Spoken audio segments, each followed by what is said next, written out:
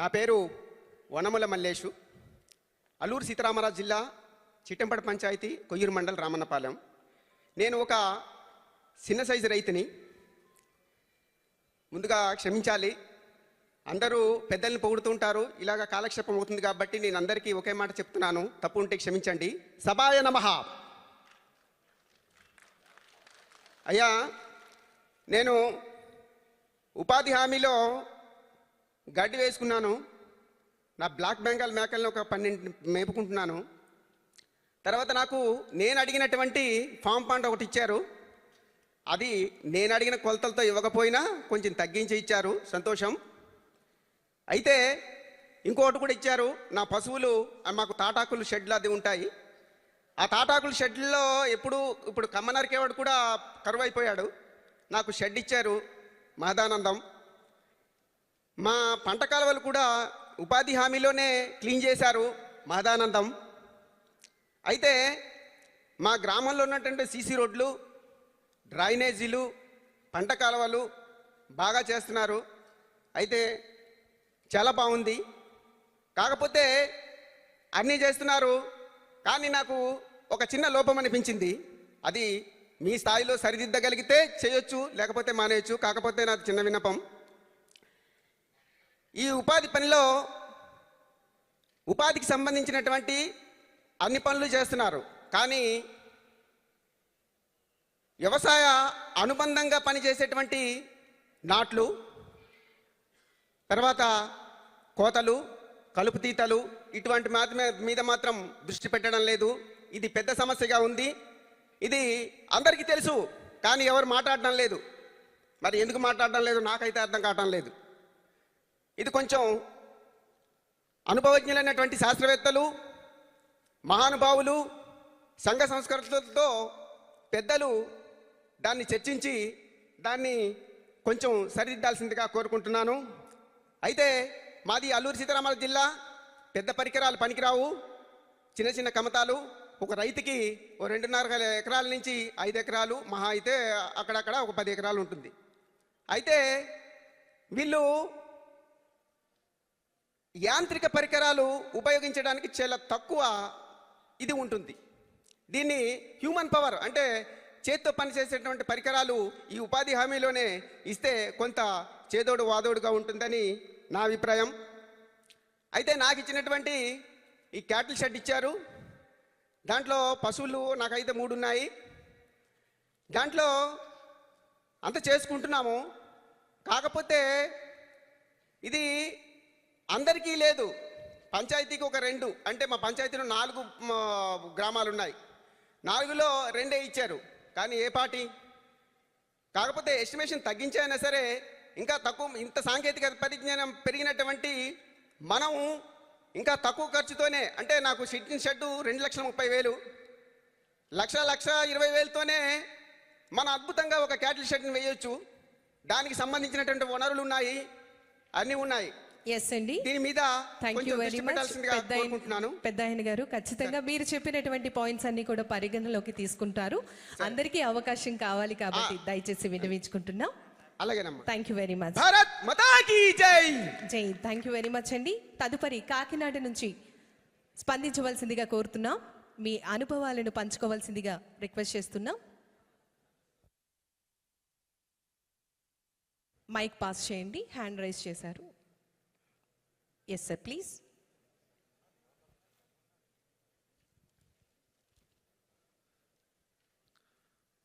Sir నమస్తే sir.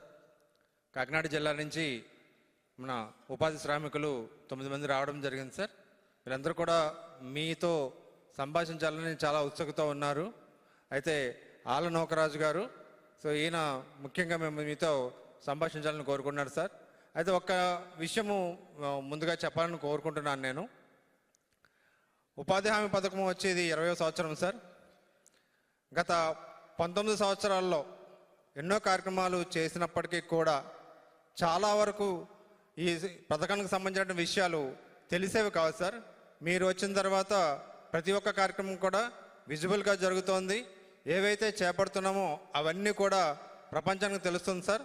ఇందుకు యావత్ శ్రామిక లోకం తరఫున తమరికి కృతజ్ఞతలు తెలియజేసుకుంటూ మా తరఫున నోకరాజు గారిని మాట్లాడాల్సిందిగా కోరుతున్నాం సార్. వేదికను అలంకరించినటువంటి డిప్యూటీ సీఎం గారికి, శ్రామికులందరికీ నా నమస్కారాలండి. మేము కాకినాడ జిల్లా నుంచి వచ్చాము. నా పేరు అల్లి నోకరాజు.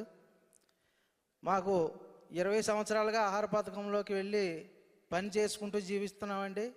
మా కుటుంబంతో సుద్ధా అందరం కలిసిమెలిసి వెళ్ళి మా గ్రామంలో ప్రతిరోజు కూడా 100 రోజులు ఉపయోగించుకున్న వ్యక్తులు అందరం ఉన్నాము. అన్నీ ఉపయోగించుకుంటున్నాం. ప్రతి సంవత్సరం లాగే కాకుండా ఈ సంవత్సరంలో జరిగిన 19 సంవత్సరాల్లో కాకుండా ఈ సంవత్సరంలో ఈ కూటమి ప్రభుత్వం ఏర్పడిన తర్వాత అనేక మేలులు ఈ ఎన్ఆర్జీఎస్ ద్వారా పొందుతున్నాము. గ్రామాల్లోకి పొలాల్లోకి వెళ్ళాలంటే దారులు ఉండేవి కావు సార్, దారులు ఉండేవి కాదండి. దానికి కూడా మొన్న 2024 ఆగస్టు 23న గ్రామ సభలు జరిపించుకుని అందులో చేసుకున్నటువంటి తీర్మానాలని అచ్చం నెరవేర్చేటువంటి ప్రభుత్వం ఇప్పుడు కనపడుతుంది. అవన్నీ కూడా రోడ్లు వేసుకున్నాము. ఒక బస్తా పట్టుకెళ్ళడానికి, పిండి పట్టుకెళ్ళినా కూడా దారి ఉండేది కాదండి. ఆ పొలాల నుంచి వచ్చే పలసాయాన్ని తెచ్చుకున్నా కూడా మాకు దారి ఉండేది కాదు. ఈ రూపేణా ఇప్పుడు ఈ ప్రభుత్వంలో మాకు దారులు ఏర్పాటు చేసి అనేక లాభాలు చేకూర్చారు. తర్వాత పశువులు మేపుకుండే విషయంలో మాకు ఇళ్ల దగ్గర లోతు బావిలో దిగిపోయి ఉండేవాళ్ళం అండి. అటువంటి పరిస్థితి నుంచి గొడ్లసాలను ఏర్పాటు చేసుకుని సక్రమంగా పాల ఉత్పత్తిని కూడా పెంచుకునేలాగా మాకు ఎంతో తోడ్పడుతున్నారు. గ్రామాల్లో నీటి తోటలు ఏర్పాటు చేస్తున్నారు. అదే రకంగా నేను ఫస్ట్ నుంచి ఆహార పథకంలోకి మా కుటుంబ సమేతంగా వెళ్ళి వ్యవసాయం ఈ పనులు చేసుకునేవాళ్ళం అండి. అదే రీతిలో నా భార్య అందరూ కలిసి పని చేసుకుంటే ఇదిలో కూడా నా భార్యని సర్పంచ్గా కూడా ఎన్నుకున్నారు. ఈ సర్పంచ్గా ఎన్నుకున్న తర్వాత ఈ కూటమి ప్రభుత్వం ఏర్పడిన తర్వాత ఈ గ్రామంలో ఉన్నటువంటి గ్రామ సభల ద్వారా కూడా ఈ సమస్యలన్నీ తీర్చుకోవడానికి మాకు కలుగుతుందండి అవకాశం. ఈ అవకాశం ఇచ్చినటువంటి పెద్దలందరికీ నా ధన్యవాదాలు తెలుపుకుంటూ సెలవు తీసుకుంటున్నాను.